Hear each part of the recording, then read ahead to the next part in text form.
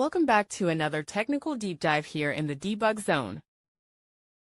Today we're tackling a big question and breaking it down with insights from other users. Hopefully this clears up some misconceptions and helps you get the answer you need. So buckle up, stay a little curious, and let's jump right in.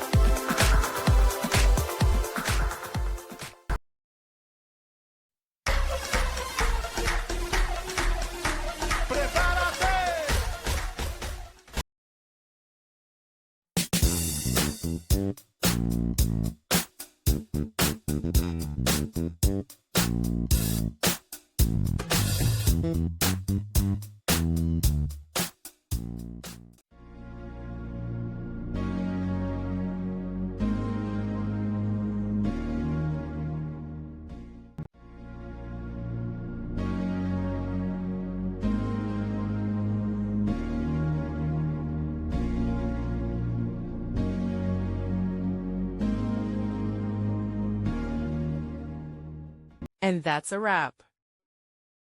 I hope you found the answer you were looking for. If you did, take a second to hit that subscribe button. It really helps out. And let me know in the comments which solution worked best for you. See you next time in the debug zone.